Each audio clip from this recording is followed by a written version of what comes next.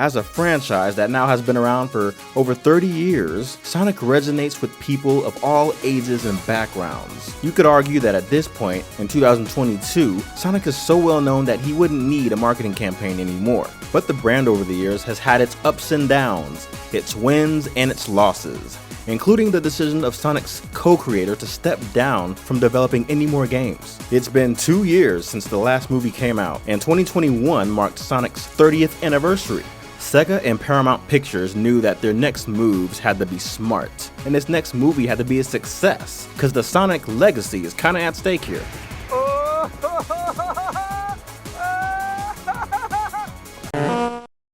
As we get closer to the premiere of the sequel movie, it seems that Sega and Paramount Pictures wanted to make a huge promotional campaign, something in the likes that we haven't seen for Sonic in many years. But since Sonic the Hedgehog's marketing campaign lately had been so fierce, it made me think about all the other times that it was, or it wasn't.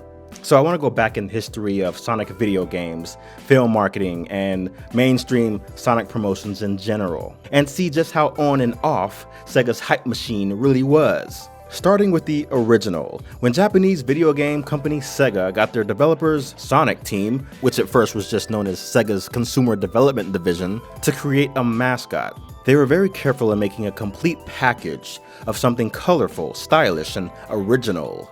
Before Sonic became the mascot, Sega wanted to compete with Nintendo with a campaign that simply said, Genesis does what Nintendo don't. Does.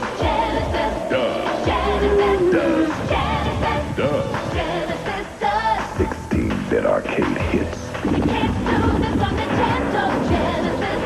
What Nintendo don't. The new CEO of Sega at that time, who was known for reviving the Mattel brand with his ideas for Barbie and Hot Wheels, wanted to be sure that this character would not fail and bring growth to the company. The head of marketing for Sega tested the original game in America with Super Mario fans, and it was noted that 80% of the people who played Mario preferred Sonic. They debuted the first Sonic game summer of 1991 alongside the American Sega Genesis consoles, and a marketing campaign using Sonic as the new mascot began. The Super Nintendo had come out in North America fall of that year, and the Sega Genesis was in direct competition with it in the United States. And given that Sonic had already proven more popular than Mario by most gamers in the country, they used this to their advantage in the marketing campaign. A bold commercial came out directly comparing the SNES to the Genesis, noting mostly the price difference. Sonic the Hedgehog, more action, more speed. Sega Genesis, it's a whole lot more for less. But the Genesis was already 2-year-old technology at that point. So with this new mascot, Sega tried a soft rebrand of their console. They bundled the new Sonic game with their new Genesis models, and by Christmas of 1991, Sonic the Hedgehog had outsold Super Mario in America. Sonic was definitely that hot new video game character, and he started making TV and movie appearances. Like in the Wayne's World movie, they used the background from the Starlight Zone level in the Noah's Arcade scene. By Thanksgiving of 1993, Sonic was a balloon in the Macy's Thanksgiving Parade. But as we go back a year to 1992, the widely anticipated sequel, Sonic the Hedgehog 2, debuted during the holiday shopping season. And this time, Sega was backing it with an aggressive $10 million advertising campaign. Sega's marketing director, the same one who tested Sonic in the States and found out American gamers preferred Sonic over Mario, wanted to go all out and ensure Sonic 2 would be just as successful as the first game. Video games at this time weren't really known for having memorable sequels like movies were, but the marketing team was very confident. The promotion began early in 1992, and Sega sent early screenshots to magazines, and an early prototype of the game was sent to Nickelodeon to be demonstrated on their Nick Arcade game show. The early pre-internet days of Nickelodeon was a magical time, and they knew exactly what kids liked: slime and games. Of course, in the early 1990s, a game show featuring arcade games would be a hit with kids. So companies would jump on to promote their upcoming video games on the show. But Sega was willing to show a game that had barely been made, and it was a struggle to even play. It used music from Sonic 1, and it didn't even have Tails yet. Which one of those four would you like to play? Sonic. Sonic the Hedgehog 2. Let's head on over. Melissa Joan Hart, who at the time played Clarissa on Clarissa Explains It All, happened to be playing the prototype, and she recalled in a 2017 article for Retro Gamer that she struggled to play it. Sega gave away t-shirts for pre-ordered games and teaser posters. The release day in North America was marketed as Sonic Tuesday. Live events for the kids, celebrity appearances, and in Japan people were lining up to buy it, like the newest game console just came out. Sega had people dressing up like Sonic to receive shipping boxes of Sonic 2 games, and had video game cover artist Greg Martin to make that iconic Sonic 2 cover art, which was recreated 30 years later for the new movie. As well as Sonic 2 performed around the world, it didn't do so well in Japan. So with Sonic CD in 1993, they went a little bigger. They expanded on the story and made animated cutscenes with new characters like Amy Rose and Metal Sonic. There wasn't a big visual marketing campaign with Sonic CD, but there was a huge emphasis on the music. Original music was made for the Japanese and North American versions. The Japanese composition, also made for Europe, went for a club techno music vibe based on the Sonic 2 music.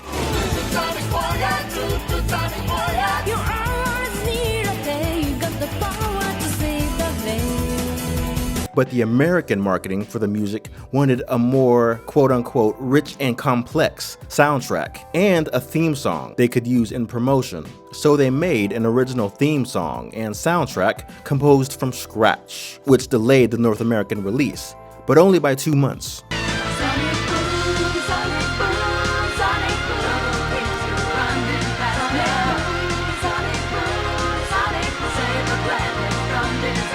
With the game Sonic Spinball that released a few months after Sonic CD's initial release, the whole concept came from the marketing research team finding out from previous games that the casino levels were among the favorite levels with people who played the game. So a pinball spin-off was produced. Another team within Sega's California location had started development of Sonic 3. The Sonic 3 campaign went full mainstream.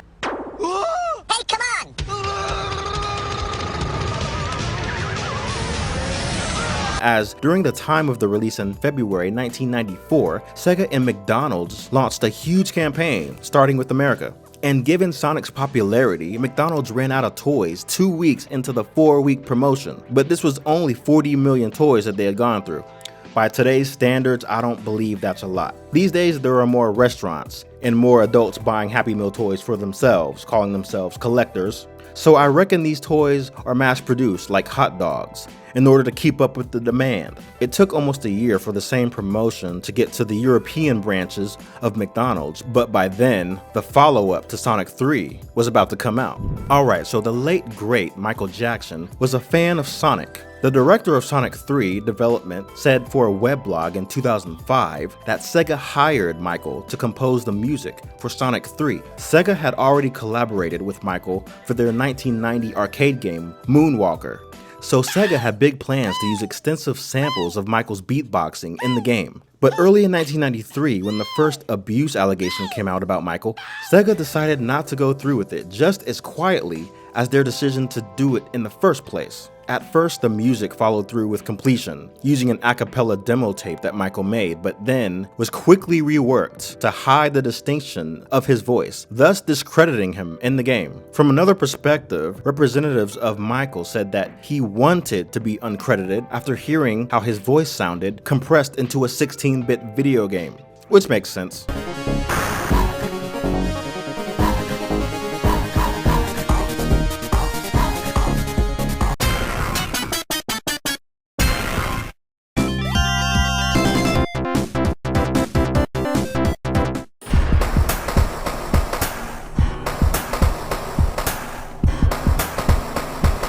One thing for sure though is that no contracts or formal agreements had been made, and as the Sonic 3 director stated, any similarities to Jackson's music in the final game were quote-unquote unintentional. To this day, it's rumored that Michael Jackson's involvement never happened.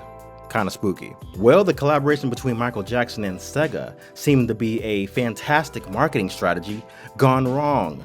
So overall, Sega had spent $20 million in Sonic 3 marketing, just in the States. For the European release, the band Right Said Fred adapted their song Wonder Man to include references to Sonic. Later in the same year Sonic 3 came out, Sonic and Knuckles was released worldwide. It was basically a part 2 to Sonic 3.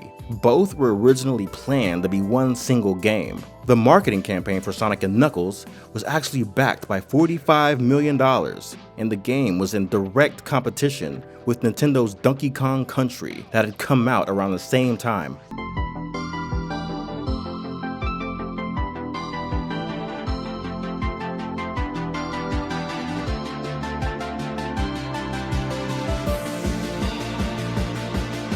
To help compete with DKC's 3D rendered graphics, Sega boasted a revolutionary technological advance of its own, the lock-on adapter. The lock-on adapter was something that connected two Genesis cartridges together to increase the game memory. This was mainly to make Sonic 3 and Sonic & Knuckles the game it was meant to be, but it also gave bonus features for Sonic 2, mainly making Knuckles a playable character. Blockbuster and MTV co-sponsored a tournament that got kids to play Sonic & Knuckles. The winner got a cash prize and the title, World's Most Hardcore Gamer.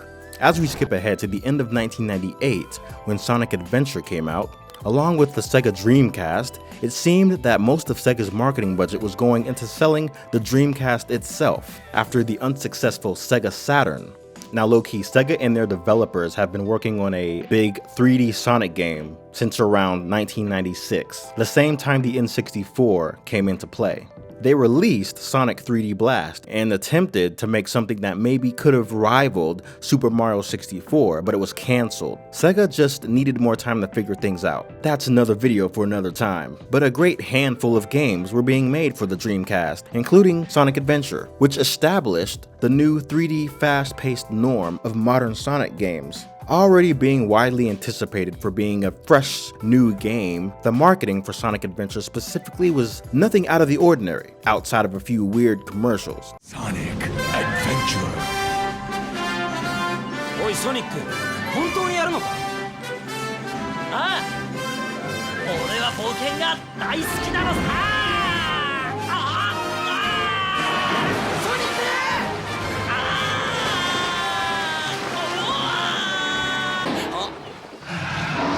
Sonic Team USA started working on Sonic Adventure 2 as soon as the first one released, and at E3 2000, they put out a trailer for the sequel. With the official Dreamcast magazine, which only lasted for 2 years, Sega promoted Sonic Adventure 2 as the last Sonic game for the Dreamcast, in that it marked the 10th anniversary. Around the time of launch, there was a small 10th anniversary party for Sonic, held by Sega in San Francisco, where they had a tournament with Sonic creator Yuji Naka. As the Dreamcast was sunsetting, Sonic continued its 10th anniversary and legacy with former competitor Nintendo, with Sonic Adventure 2 Battle and Sonic Advance. Sonic Advance was developed to be a refreshing mix of Genesis Sonic with Sonic Adventure elements. The Sonic Advance games did really well, so even though Sega was having its issues with their aging hardware, they were keeping Sonic alive with third-party publishing and licensed merchandise. By 2004, Sega had already generated over $1 billion in Sonic merch. And for anyone wondering where all this official Sonic merch is, you can find it on Sega's official shopping website. Late in the holiday season of 2003/2004, Sonic for a New Generation took shape with Sonic Heroes, and creator Yuji Naka pushed for a new McDonald's Happy Meal toy line and even a new Sonic anime, Sonic X. Sonic X, with its mixed reviews, was popular in the US and France, and it lasted from 2003 to 2006. 2003 also had the Happy Meal toy promotion, and this wasn't for any particular Sonic game, but it seemed to be more of a celebration of Sonic, Sega, and handheld video games all in one. So they came out with these tiny LCD handheld games, each with an individual character and game, like Knuckles Soccer and Amy and Rogue Volleyball, which came out in a different wave in 2004. With a popular cartoon, new video games, and a McDonald's toy line, it seemed that Sonic had reached a new peak of popularity, while Sega and their systems had become more irrelevant. The late 2000s era of Sonic didn't end up going so well, as 2005's Shadow the Hedgehog spin-off was being a generally unfavorable attempt at being edgy. Sonic Team just wanted to try something different, I guess. They advertised it as you having a choice to be a hero or a villain, and it didn't have much other promotion outside of having a music collaboration with Japanese hip-hop group M-Flow. Shadow the Hedgehog. Now, the notorious 2006 Sonic game had a lot of unfortunate issues with the development process, including Yuji Naka resigning from being head of Sonic Team, making Sega very sad. The game was being made specifically for next-gen consoles, Xbox 360 and PS3, so Sega made a deal with Microsoft to run game advertisements in Live Messenger. The Sonic game made for the Wii that came out the following year, Sonic and the Secret Rings, did better. Better, but average. And it did receive a sequel, but Sega had made the decision sometime around 2010 to kinda hide or delist all the Sonic games that made below average reviews. They did this in order to increase value to the Sonic brand. 2006 Sonic the Hedgehog made that much of a negative impact. Something had definitely changed with Sonic games after Yuji Naka stopped wanting to produce them. But Sonic Team and Sega continued making games, and they've had a lot of crazy new ideas during the third generation, but the Sonic brand had stayed afloat. However, it still doesn't quite sell as good as the Mario brand does. Luckily, Nintendo is always willing to collaborate with Sega and use Sonic in their party games. Sonic the Hedgehog hasn't had a hard-hitting marketing campaign on its own since the 2000s, but in the late 2010s, a roller coaster ride of a marketing campaign started for a live-action Sonic movie, and some shocking teaser posters were revealed. Early in 2019, a new, unbalanced, realistic-looking Sonic was revealed in a trailer and horrified the majority who saw it.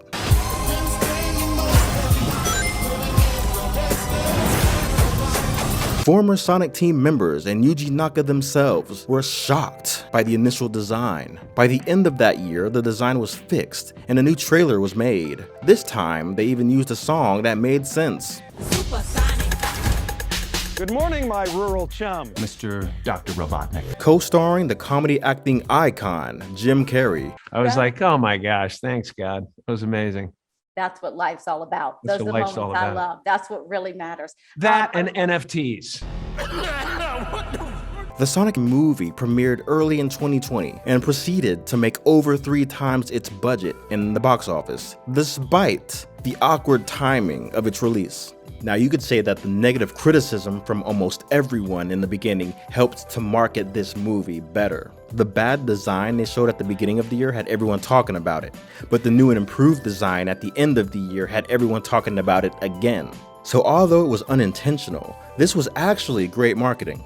All seemed to be forgiven as we move into early 2021, when the marketing hype for Sonic 2 really began. Having already been announced as far back as May 2020, and of course seeing that Tails cliffhanger at the end of the first movie, we all knew this was coming. But the actual campaign leading up to the premiere would be full of pleasant surprises. Casting-wise, outside of Jim Carrey's return, it was revealed in the fall of 2021 that Idris Elba would be voicing the live-action Knuckles, as well as Knuckles being revealed himself in a new trailer for Sonic 2 that received an overwhelmingly positive response. Later in December, the usual voice actor for Miles Tails Prower in different animations, Colleen O'Shaughnessy, was revealed to be Tails. Although this could have been announced a little better, the theatrical posters for Sonic 2 showed the prominent actors' names at the top, including Idris Elba's and even the side character's name, but not Colleen, the go-to voice actor for Tails. People started to point out this hypocrisy online,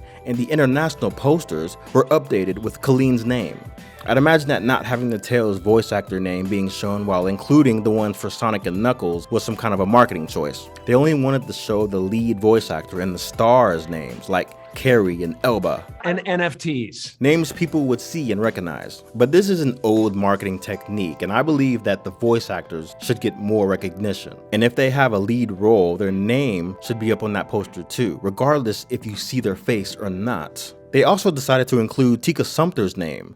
Tika's proven to be a decent voice actor herself, but she's actually in the Sonic movies. If they're willing to show her face on the poster, they might as well put her name on there as well. So the trailer was premiered at the 2021 Game Awards, and it featured a remixed version of the music from Emerald Hill Zone, a level from Sonic the Hedgehog 2. So right out the gate, the promotion for this movie was doing great, and it only got better. During the Super Bowl, a few months later, Paramount Pictures, the company distributing the Sonic films, released new footage with a TV spot, and you know those aren't cheap. Then just recently, on March 14th, they released the final trailer, along with another movie poster that's just chef's kiss. This time, it was a throwback to the video game poster from 1992.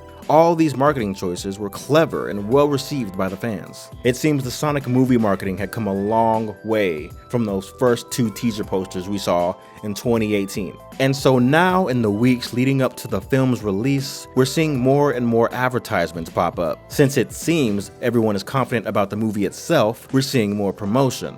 Now, as far as those Elmo and Cookie Monster looking controllers go, it was a part of a sweepstakes that Paramount and Sega was doing with Xbox. The controllers were not to be sold to the public, but given away as part of an Enter to Win sweepstakes, making them very exclusive. In Indonesia, a line of McDonald's Sonic toys had gone out for the first time in like 20 years. So Sonic promotion hasn't been this aggressive since the mid-90s and early 2000s. This is definitely a historical time for the Sonic brand. Now, after 30 years of Sonic the Hedgehog, someone might wonder why Sonic was never promoted with the fast food chain Sonic Drive-In. I think it's pretty simple. McDonald's is worldwide, it has more customers, and Sonic Drive-In is much smaller in scale. They only have 3,547 locations. McDonald's has over 38,000.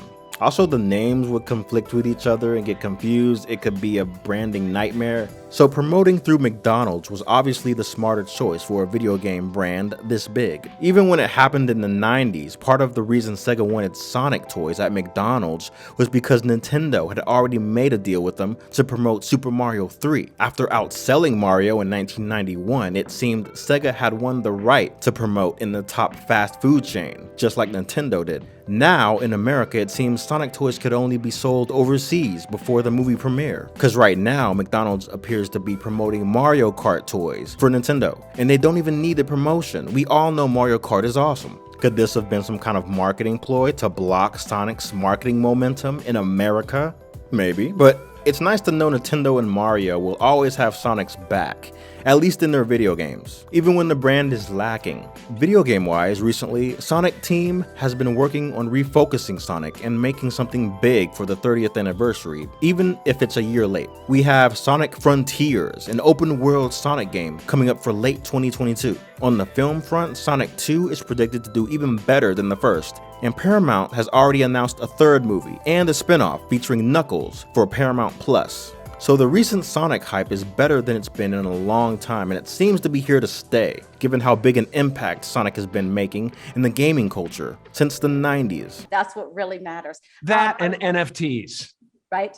Yeah. So if you made it this far, I want to thank you for watching. Let me know if I missed anything. This definitely won't be my last Sonic related video, but I'm also open to new topic suggestions, so feel free to ask.